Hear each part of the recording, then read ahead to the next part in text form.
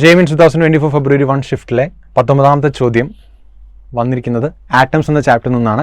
Atoms എന്ന ചാപ്റ്ററിൽ നമ്മുടെ ഹൈഡ്രജൻ സ്പെക്ട്രത്തിൽ നിന്ന് നല്ലൊരു ചോദ്യമാണ്, ശ്രദ്ധിക്കണം. കാരണം the minimum energy required by hydrogen atom, ground സ്റ്റേറ്റിലുള്ള ഹൈഡ്രജൻ ആറ്റം ബാൽമർ സീരീസിൽ റേഡിയേഷൻ എമിറ്റ് ചെയ്യണമെങ്കിൽ ആവശ്യമായ മിനിമം എനർജിയാണ്.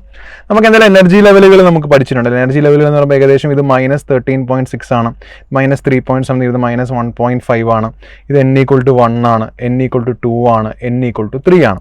പാഷൻ എന്ന് പറഞ്ഞാൽ ശരിക്കും 2, 3 പോലെയുള്ള സീരീസിൽ നിന്ന് 1ലേക്കുള്ളതാണ്. അപ്പം ഗ്രൗണ്ട് സ്റ്റേറ്റിൽ ഇരിക്കുന്നൊരു ആള് സെക്കൻഡ് സ്റ്റേറ്റിലേക്ക് പോയത്, അതായത് നമ്മുടെ n=2ലേക്ക് പോയി കഴിഞ്ഞാൽ അവിടുന്ന് താഴേക്ക് തിരിച്ചു ചാടിയാൽ എമിറ്റ് ചെയ്യുന്നത് ശരിക്കും ലൈമാൻ ആണ്. പാഷൻ ലൈമാൻ സീരീസ് ആണ് എമിറ്റ് ചെയ്യുക.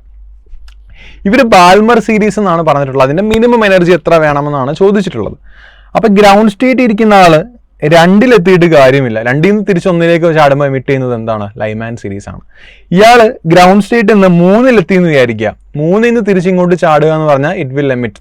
3ൽ നിന്ന് 2ലേക്ക് വരുന്നത് ശരിക്കും എന്താണ്? ബാൽമർ സീരീസ് നമുക്ക് പറയാൻ സാധിക്കും. അപ്പോൾ അവിടെ 3 ആണ് നമ്മൾ കൺസിഡർ ട്രാൻസിഷൻ എന്ന് പറയുന്നത്. ഇവിടെ 1ഉം 3ഉം തമ്മിലുള്ള ട്രാൻസിഷൻ എനർജി ഡിഫറൻസ് ആണ് വേണ്ടത്. അപ്പോൾ -13.6ഉം -1.5ഉം തമ്മിലുള്ള എനർജി ഡിഫറൻസ് വേണം ശരിക്കും ഇവിടെ കൺസിഡർ ചെയ്യാൻ.